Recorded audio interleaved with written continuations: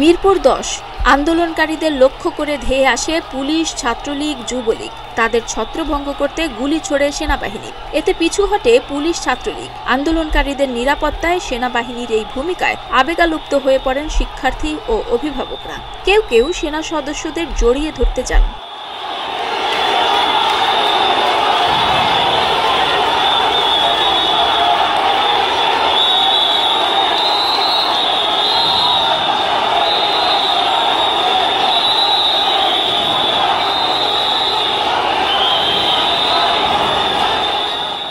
সেনাবাহিনীর কাছে নানা রকম অভিযোগ তুলে ধরেন বিক্ষুব্ধরা।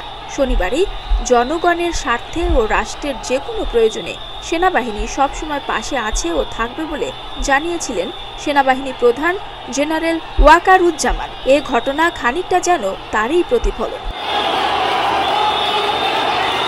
তবে কেউ কেউ সেনাবাহিনীর উপর ক্ষোভও প্রকাশ করেন। সেনাবাহিনী আমাদেরকে দমাতে পারছে না দেখে তারা বললো যেতে দাও, এমনিতেই ওরা মার খেয়ে পিছাবে।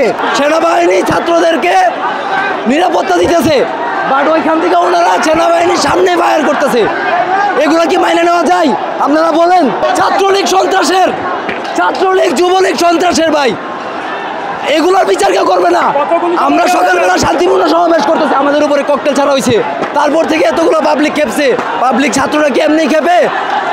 সেনা সদস্যদের উপস্থিতিকে স্বাগত জানিয়ে স্লোগান দিয়েছেন বগুড়াবাসীও। রবিবার শহরের কালীতল এলাকায় এমপি রাগেবুল আহসান রিপুর গাড়িতে আগুন দেয়া হয়। সেই আগুন নেভাতে সেনা সদস্যরা তৎপরতা শুরু করলে সন্তোষ প্রকাশ করেন আন্দোলনকারীরা। তাদের অনেকেই সেনা সদস্যদের সঙ্গে হাত মিলানোর চেষ্টা করেন।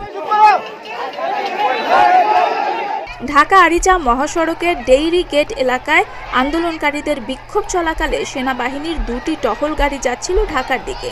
এ সময় সেনাদের উদ্দেশ্যে আন্দোলনকারীরা স্লোগান দেন।